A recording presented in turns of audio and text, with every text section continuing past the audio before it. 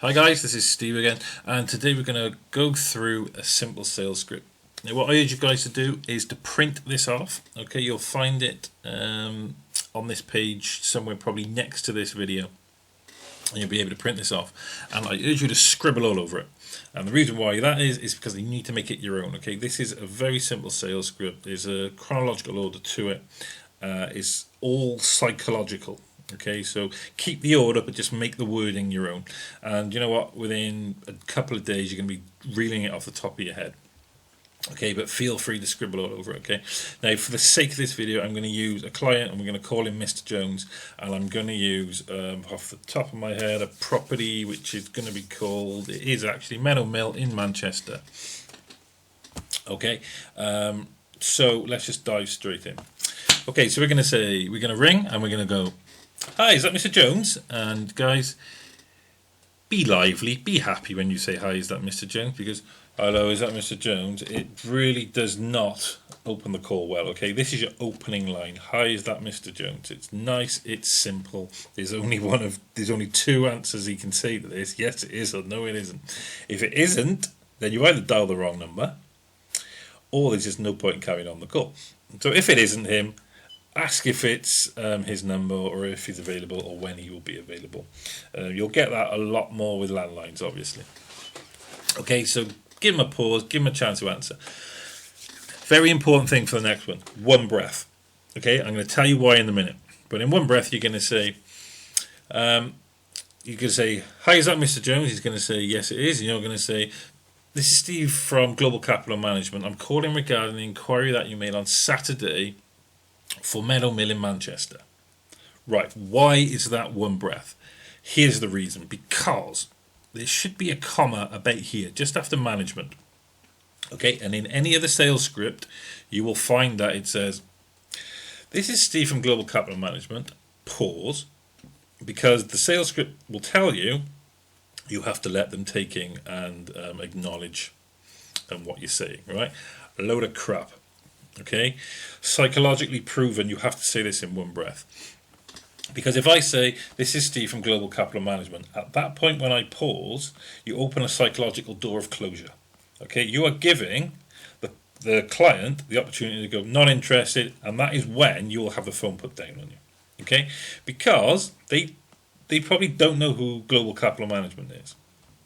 All right, when we put out adverts, marketing, it doesn't say call Global Capital Management. It just says what the project is, it tells them a bit about it, and it gives them an inquiry form. Okay, so you have to get over that hurdle by not letting them get in. Okay, they're not going to put the phone down on you until you finish speaking. Okay, so this is Steve from Global Capital Management. I'm calling regarding the inquiry that you made on. Now, this is going to jog their memory. So you're going to tell them that the inquiry came in on Saturday. You're going to tell them that it was for Meadow Mill, and you're going to tell them if it was for Manchester. They will probably not remember the name of the project, but they will probably remember that it was a project in Manchester. Okay, and by saying this, you should jog their memory that they inquired on Saturday.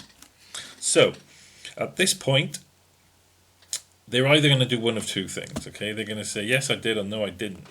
Okay, so, or they're going to say, "Look, mate, can you please call me back later? I'm in work right now," or "I'm with the family," or whatever.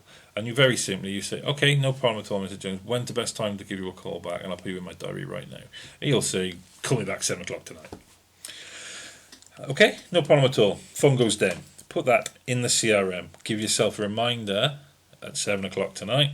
And also send Mr. Jones a text or a WhatsApp message, or even an email if you want to, just confirming that you are going to call him back tonight at 7 p.m.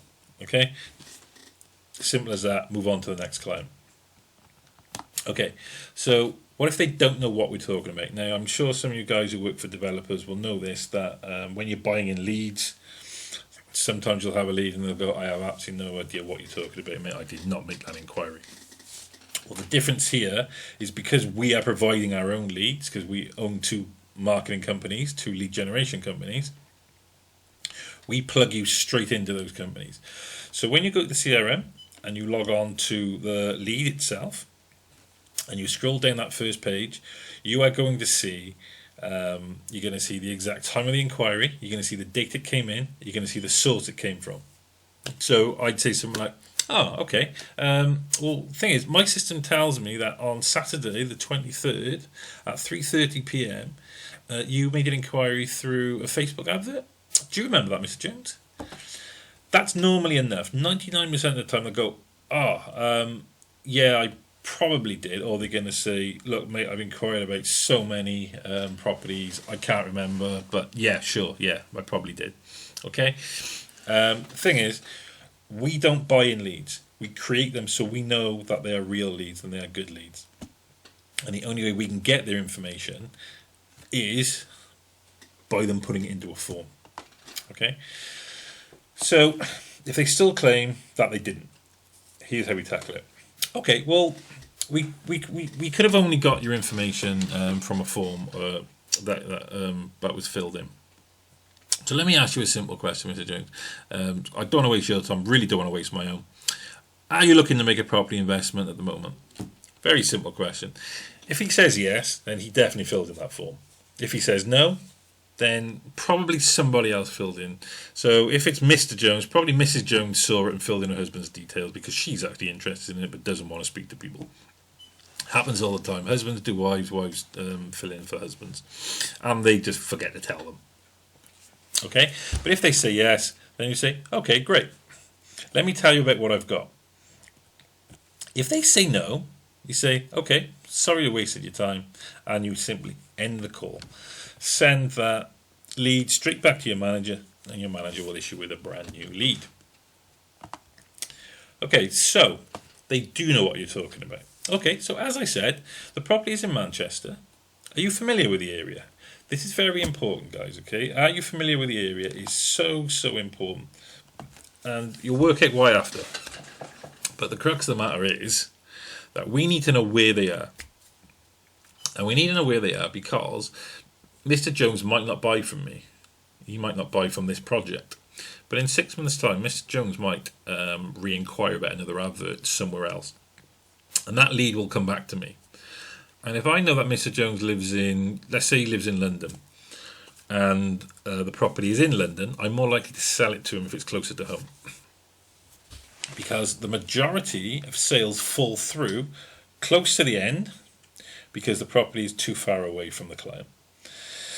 Okay, but anyway, no matter what they say, if they say, yes, I do know the area, or no, I don't know the area, you simply ask, okay, so what part of the country are you from? Or are you in right now? Okay, you want to know where they live, okay? Because people are more likely to buy within a 20-mile radius. Okay, so once he tells you where he lives, so you can say, oh, well, I work in London. I work and live in London. Okay, well, that's a nice part of the world. I live in Wales myself, so we're quite a way away, up the M4, quite a bit of a drive. The reason why we're doing that, okay, is because you're giving them personal information. Okay, they give you a bit of personal, you give them a bit of personal. It doesn't matter if you're in Wales or not. It doesn't matter where you are in the country. You can tell them anything you like, really. But the reality is that people buy from people, okay? He might not, at the end of the call, remember your name. He might not remember the company you're from, but he might remember it was that Welsh guy. Okay, so give them something tangible about yourself. All right, I'm not saying give them your birth certificate or send them a copy of your passport, but give them some tangible information about yourself because humans react on a human level. Okay, we don't want to go robot and we don't want to be a parrot form here. Okay, give them something personal about yourself. Oh, I live in Wales. Oh, my auntie lives in London. Not too far away from wherever you are. Okay, so if they are close.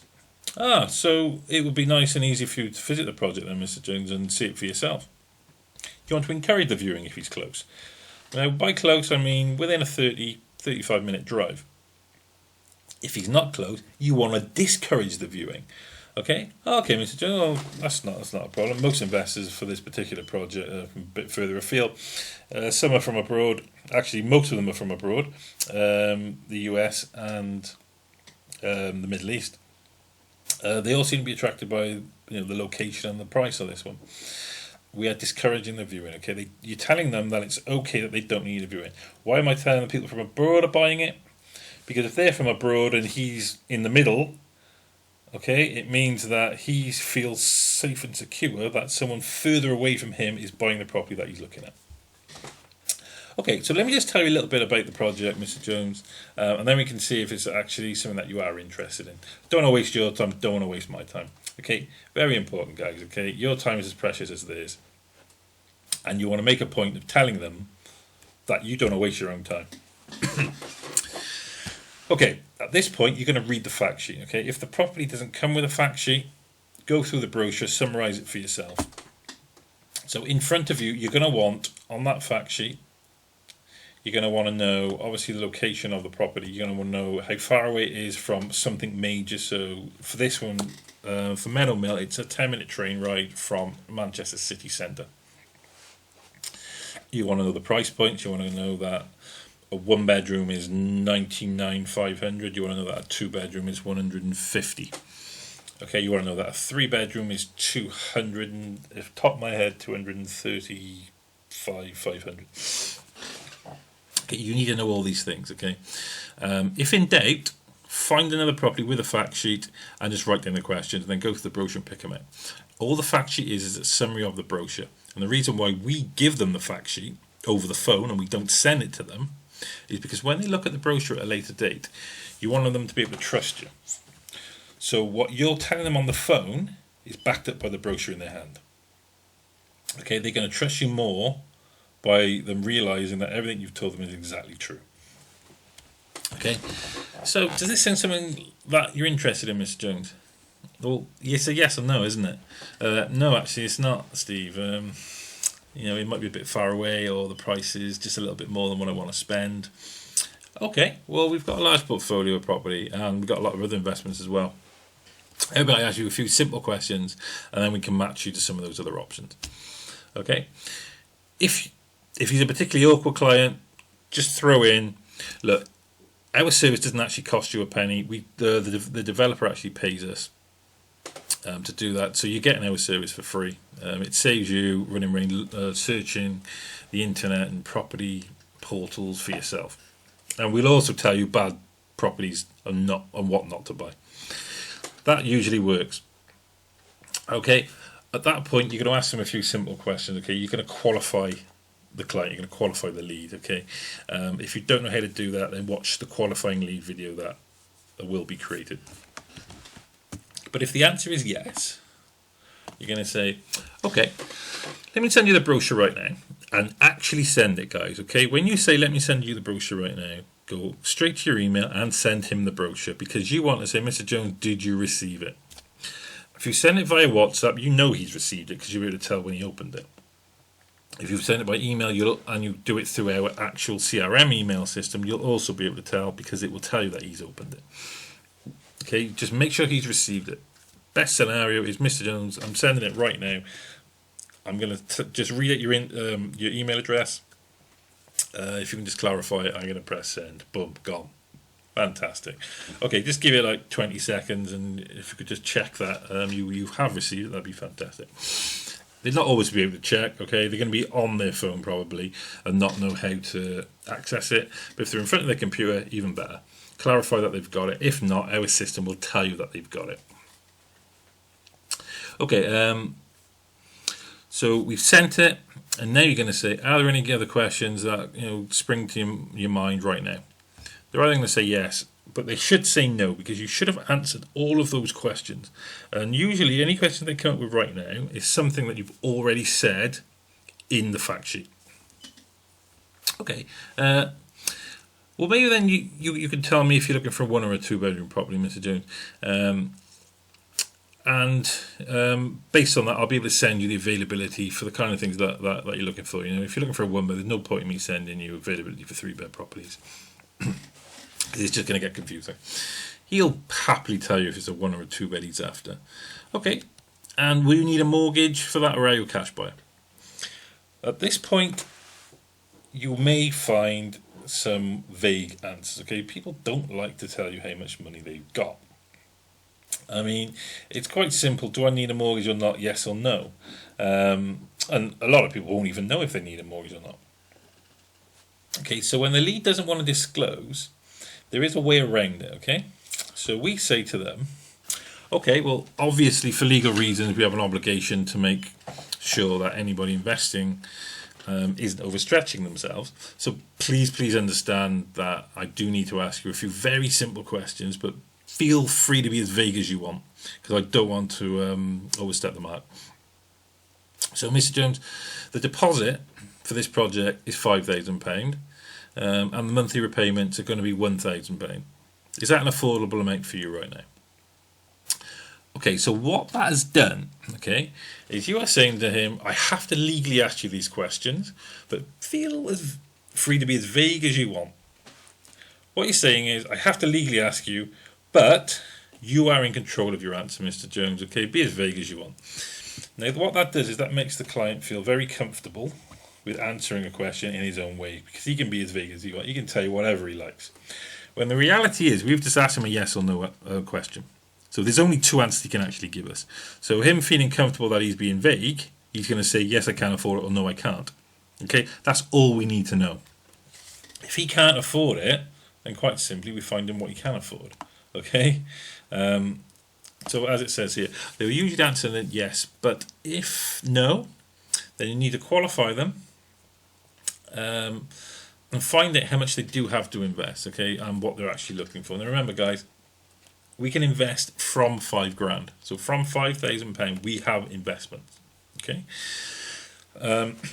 You very often get a lot of people will live in the clouds when they're applying for property, believing that they can get all these different mortgages and things when they can't. Okay, so if someone says I don't have any money, then okay, you know what do? Do you put the phone down, or do you ask them when will you have some money? Okay, all this goes in your notes. Okay, so get notebook in front of you, write it all down, and put it all in the CRM for you to visit at a later date. Okay, and then what the lead normally does at this point is they will say to you, okay, I've got the brochure, let me have a look at it, leave it with me, and I will give you a call back. You've all heard it before, okay, and you will probably hear it 99.9% of these calls. They're going to tell you, I'm going to call you when I'm ready. And the reality is, guys, they will probably never call you, because unless they are really interested right now, and they've got, you know, their credit card burning a hole in their back pocket, they're not even going to look at that. They're going to say, oh, I'll have a look at that on the weekend, you know, when I've got 5 minutes. And they're going to forget, because life takes over, okay? They have family, they have other obligations, and they'll forget. Okay, so you say to them, no problem at all, Mr. Jones. When would be a good time for me to actually call you back? Because I'd like to put you in my diary, just so I can come back to you. Okay, you need to get them to commit. Okay, this is the only time you ever need to be pushy on a sales call, is the callback commitment. Okay, so if they say they're going to call you, you tell them when you're going to call them. So if he says, look, Steve, I don't know, I'm going to give you a call in a day, a week, whenever it is. You say, I'll tell you what, Mr. Jones, let me put you down for 2 days' time. Hopefully that'll be enough time for you to have a look. And let me just touch base with you just to see if you understand it. If there's any other questions that you have. Look, 9 times out of 10, guys, you've come this far with them. They're going to say, okay, give me a ring on Wednesday or whatever it is. Okay, bang it in the diary on the CRM and put that as a reminder. And then instantly, when the phone goes down, you're going to send them a message, either a text, an email, or a WhatsApp. I always prefer WhatsApp. And you're going to say to them, thanks for the call. Thanks for the call. I'm going to call you back on Wednesday at whatever time it is. Okay. So the next thing you're going to say before you put that phone down is, just to make sure, Mr. Jones, that we're on the right track. And again, I really don't want to waste any of our time. If I were to ask you the 3 most important things that you're looking for in this investment, what would you say they are? The reason why we ask these questions, guys, is quite simple. Okay, we can work out from these 3 answers and from the other answers that he's given us so far whether he's going to buy this or not. Okay, if he's in London and he's worried about the distance, then he ain't going to buy it. Okay, but what it gives us is when we call him back in 2 days' time, or whenever we agree that we're going to call him back, it gives us a chance to do a bit more homework. So if this is not the right one for him, we want to get ourselves at least one other, if not two other, property investments. Okay, what you want is you want to range roughly the same price, roughly giving the same kind of return on investment. Okay, and roughly the same kind of thing. There's no point in giving him a 3-bed property if he's inquiring about a 1-bed. Okay, and what that does for you is when you do actually call him back and he says, look, Steve, I've had a look at it, I decided that it's not for me, you're going to say, okay, Mr. Jones, from the answers that you give me, I didn't think it was, but I needed to give you that time to make that decision yourself. What I've done is, based on the answer that you've given me, I found you some of the property. Have a look at this, again, email it to him and arrange to call him back, okay? That shows that you know what you're doing. It shows that you're looking after him as a customer, and he is more likely to stay with you until he actually buys something. And then all you're going to say at the end is, thanks for taking my call today. I really do appreciate your time. I'll give you a call back in 2 days' time when you've had a look at the information. Okay, and bye-bye. Simple as that. Guys, every single bit of that then goes into the CRM. Okay, you are not going to remember, okay, in 6 weeks' time, if you can't get hold of Mr. Jones for 6 weeks, you're not going to remember anything that you've just said. I guarantee it. All right, because you're going to have lots and lots of clients to call. So that is the basis of this script. Okay, use it. Please use it. Even if you adapt the entire thing to yourself, but the formats are there. The psychology is in it and behind it. When you have actually mastered that, I am very happy to share with you on a personal note my script that I use and I've adapted for myself. And I'll give you a clue where mine changes is at the beginning. I tell them what the weather is like where I am, and I ask them what the weather is like where they are, and they will generally say, oh, it's raining here. If I've said it's sunny, oh, it's sunny here. If I've said it's raining, and I go, oh, what part of the country are you in?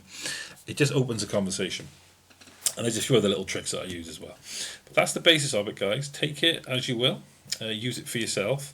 And if you have any problems with it, please give me a call or send us an email and we will sort it out for you.